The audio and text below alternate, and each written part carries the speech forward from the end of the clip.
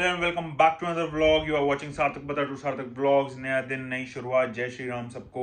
And Wednesday है तो बात सारी यहाँ पे ये चीज़ निकल के आती है कि हमें किस तरीके से अपना डे शेड्यूल करना है। मेरा डे ऑलरेडी शेड्यूल्ड हो चुका है। मैंने 2 मीटिंग सुबह कर ली हैं। थोड़ा सा लेट व्लॉग शुरू हो रहा है बिकॉज आज सुबह उठ के बहुत सारा काम था, तैयार व्यार होना था। एंड आपको जैसे मैंने कल व्लॉग में बताया था कि आज मैं ग्रेटर नोएडा वापस निकल रहा हूँ, तो मेरे को बीच में 1-2 मीटिंग्स लेनी है एंड थोड़ा सा उस काम में बिजी था। बाकी भी थोड़ी देर में मैं ग्रेटर नोएडा निकल जाऊंगा एंड फिर आपको टाइम लैप्स दिखाता हूँ ग्रेटर नोएडा जाने तक का क्या सफ़र रहता है एंड फिर आपको ग्रेटर नोएडा जाके। इसमें ऐसा कितनी बार हुआ है आप लोगों को ये लगा हो कि 2 मीटिंग्स हैं, इसको हम मतलब रीशेड्यूल कर लेंगे, बाद में कर लेंगे, अभी नहीं होगा। ये बहुत सारे लोग बहुत चीज़ में गलती करते हैं। बिकॉज क्या है ना, जब आपके पास कोई मीटिंग होती है ना और वो बहुत ज़्यादा मतलब अगर इंपॉर्टेंट नहीं भी है ना, तो then also you gain something.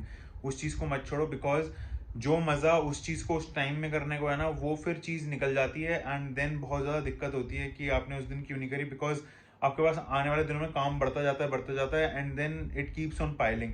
तो ऐसा ना करें एंड अपना शेड्यूल बनाएं एंड शेड्यूल से मज़े से, जो अपनी एसबी फैमिली है मज़े से मेरे को पता है कि काम करती है, तो दबा के काम करो एंड डू हार्ड वर्क। क्योंकि आप लोगों को पता है मीटिंग वीकेंड्स पे करते हैं पार्टी।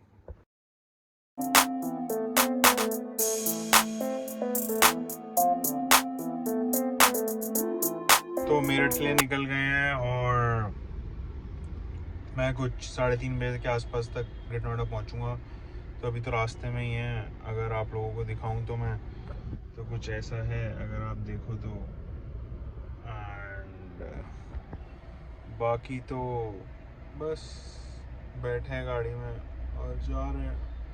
तो फिर ग्रेटर नोएडा पहुंचते हैं एंड फिर आपको बात करते हैं। हम लोग मेरठ दिल्ली के एक्सप्रेसवे पे अगर आप देखो तो पीछे टोल है एंड अब ग्रेटर नोएडा का टाइम लैप्स देखना और आपको मिलते हैं ग्रेटर नोएडा। ना बहुत ज़्यादा इंपॉर्टेंट होता है जब आप रोड ड्राइव कर रहे होते हो तो आपको कुछ चीज़ें ध्यान रखनी होती हैं। बहुत सारे ब्लॉगर्स क्या हैं, इस तरीके से ब्लॉगिंग करते हैं जब गाड़ी ड्राइव करते हैं। मेरे को नहीं लगता है कि वो बहुत एक अप्रोप्रिएट तरीका है किसी भी चीज़ को करने के लिए।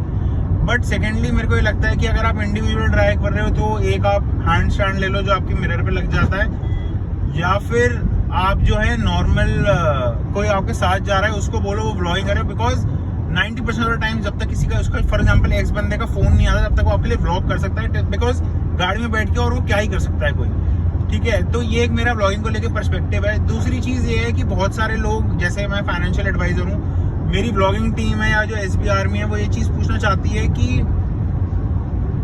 इन्वेस्टमेंट करें कैसे। देखो क्या होता है ना, अगर आप इस लाइफ को जी रहे हो तो आपके पास कहीं ना कहीं से पैसे आ रहे हैं और आप उस पैसे को लॉन्ग टर्म के लिए सेव कर रहे हो। तो जब आप किसी पैसे को लॉन्ग टर्म के लिए सेव करते हो, आप उसमें से एक x amount of money market के लिए निकाल सकते हो। अगर आपको मार्केट में लॉन्ग टर्म इन्वेस्टमेंट करने का शौक है और आपको ये है कि भाई मेरे को कहीं ना कहीं पैसे जाके बनाने हैं। बिकॉज सबसे पहला रीजन है, अगर आपके पास एफडी है, फॉर एग्जाम्पल एफडी में आपने 10,000 रुपए लगाए 5 साल के लिए, आपको एक एन अमाउंट ऑफ रिटर्न मिलता है विच इज फिक्स्ड, ठीक है।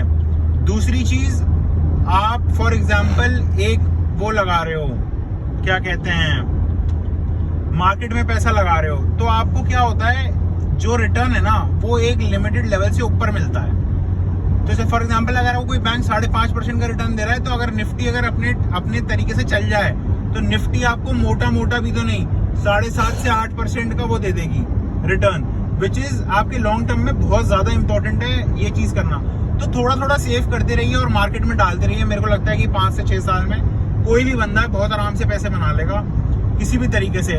बाजार जो है वो हमें 5 रुपए से लेकर 63,000 रुपए तक का स्टॉक लेने की मतलब वो रखता है, मतलब स्टेबिलिटी रखता है। और एज इन मार्केट बाय मतलब सेबी का अगर हम वो देखें अप्रूवल, तो सेबी ये कहता है आप एक दिन में 40 करोड़ रुपए बाजार से निकाल सकते हो। तो it's completely on to your mind and strategy कि आप कितने अच्छी तरीके से अपने पैसे को कितने अच्छी तरीके से लगा सकते हैं। जो एफडी थी, आरडी थी, ठीक है, XYZ जो भी सेविंग अकाउंट था, कुछ आपको मिल रहा है नहीं मिल रहा है, उससे आपको फर्क नहीं पड़ता। बिकॉज इन्फ्लेशन इतनी बढ़ गई है मार्केट में कि मेरे को नहीं लगता कि आपको इनमें पैसा डालना चाहिए। आपको या तो म्यूचुअल फंड में या SIP में या लॉन्ग टर्म डीमैट पोर्टफोलियो खोल के अकाउंट लेके स्टॉक्स ले लेना चाहिए। तो ये बहुत ज़्यादा इंपॉर्टेंट है। तो मैंने सोचा कि इस चीज़ को एक एज इन वीडियो में इंक्लूड करते हैं। बिकॉज बहुत सारे कमेंट्स मेरे पास लोगों के आते हैं, वो ये मेरे से पूछते हैं कि कैसे हम भी पैसा इन्वेस्ट करें। पैसा इन्वेस्ट करो और लोगों को देख के मत करो। फॉर एग्जाम्पल अगर एक दिन में दाल रोटी खा रहे हो तो आप दाल रोटी खाओ, दूसरा बंदा अगर शाही पनीर या बटर नान खा रहा है तो देन आपको भी उस लेवल पे आना पड़ेगा कि आप शाही पनीर या बटर नान खाओ।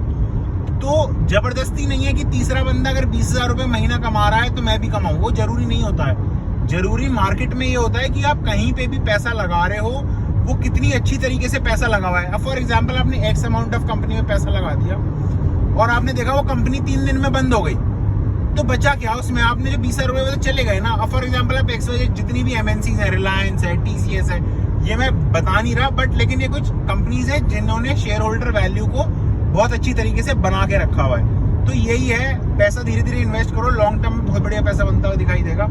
तो अब ग्रेटर नोएडा के लिए निकलता हूँ मैं एंड आपसे फिर बात करते हैं।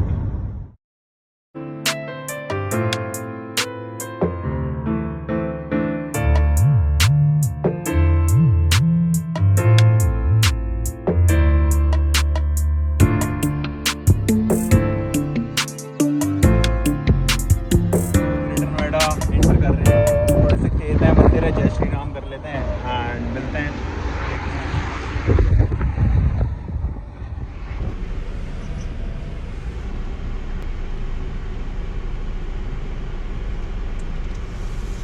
VIP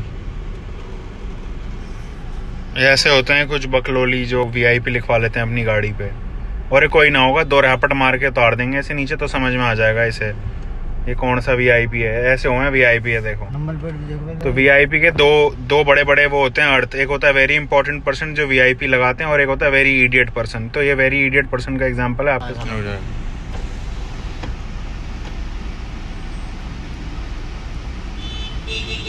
तो बना ले इस वीडियो, डाल देना यूट्यूब पे सारे। मेरी उत्तर प्रदेश सरकार से बहुत ज़्यादा गुजारिश है कि जो ये टोल है दिल्ली वाला, इस पे भैया इतनी दिक्कतें क्यों हैं इस टोल पे? इस टोल पे दिक्कतें क्या है? इसकी शिकायत कहाँ पे करनी पड़ेगी? जी हमें न पता, हम तो नए आए हैं जी। हैं? बना ले वीडियो। मुझे नहीं पता, न्यू ज्वाइनिंग है जी मेरी। ठीक है, चलो भैया। तो शाम हो गई है एंड एक्सरसाइज करने के लिए मैं निकल रहा हूँ और जाएंगे, साइकिलिंग करेंगे। और